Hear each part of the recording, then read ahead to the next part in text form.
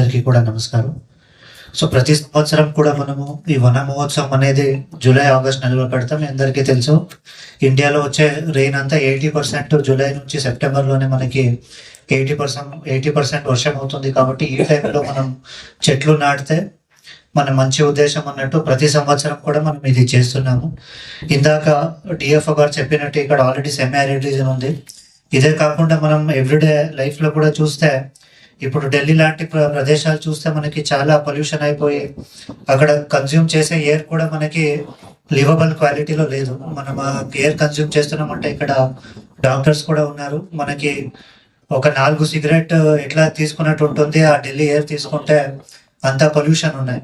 So ఇలాంటి pollution మనము control చేయాలి అంటే, మంచి ఎయిర్ ఉండాలి అంటే మనకి ప్లాంటేషన్ డ్రైవ్ అనేది చాలా ఇంపార్టెంట్. అంటే మనకి ఈ జనరేషన్ మనము హిస్టారికల్గా చూసుకొని వస్తే ముందు చాలా గ్రీన్ కవర్ ఉండేది, కానీ హ్యూమన్ సివిలైజేషన్ ఎక్స్పాండ్ అయినట్టు పొల్యూషన్ పెరుగుతుంది, కానీ ఈ గ్రీన్ కవర్ అనేది చాలా తగ్గిపోతున్నాయి.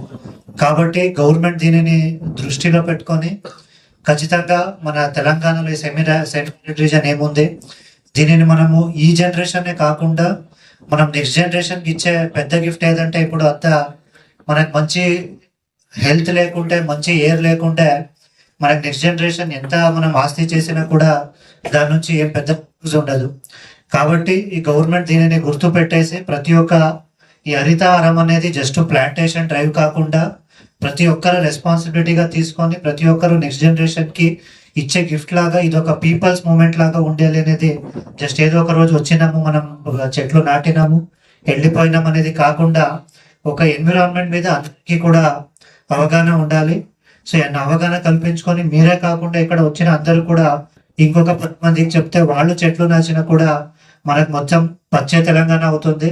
దీనివల్ల అందరి లైఫ్ స్టాండర్డ్ అనేది చాలా పెరుగుతుంది.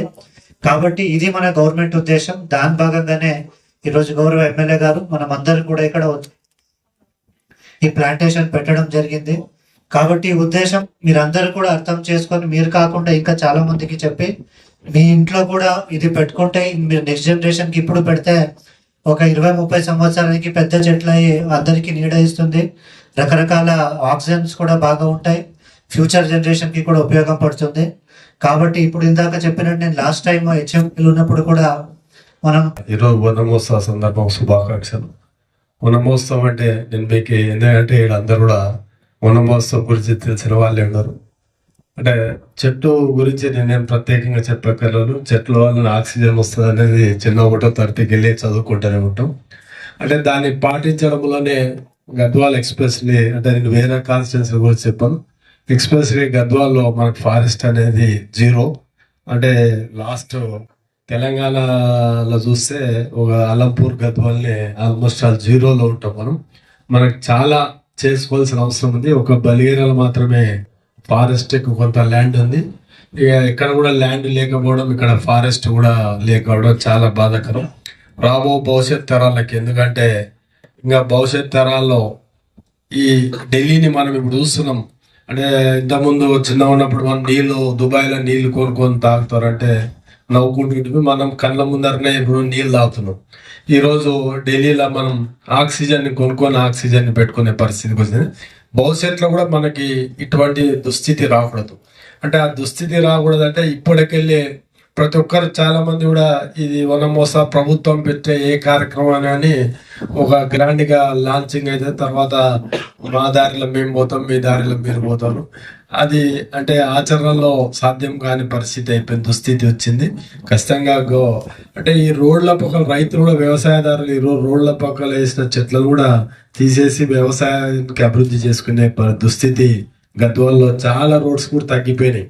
అంటే వాళ్ళు వేసుకున్న ప్రభుత్వం ఎంతో కష్టపడి ఒక్క చెట్టు ఖర్చు పెట్టి వేసినా కూడా రైతులు తీసేసే పరిస్థితికి వచ్చింది. గౌరవ కలెక్టర్ గారు కూడా రిక్వెస్ట్ చేస్తున్నా, దాన్ని ఆ సంస్కృతిని మనం తగ్గించాల్సిన పరిస్థితి ఉంది. ఖచ్చితంగా ఫారెస్ట్ కూడా మెడికల్ కాలేజీ సిబ్బంది ఉంటుంది. దయచేసి, ఎందుకంటే ఒక ప్రోగ్రామ్ గా కాకుండా భవిష్యత్ తరాలకి ఒక చెట్టుని మన వ్యక్తిగతంగా మన చెట్టు అనేది ఎప్పుడో మీరు జీవితాంతం మీరు రిటైర్డ్ అయినా ఎప్పుడున్నా పలానా ప్రిన్సిపాల్ టైంలో డెవలప్ చేసినారనే విధంగా ఉండాలని కోరుకుంటూ సెలవు తీసుకున్నాం. Thank you.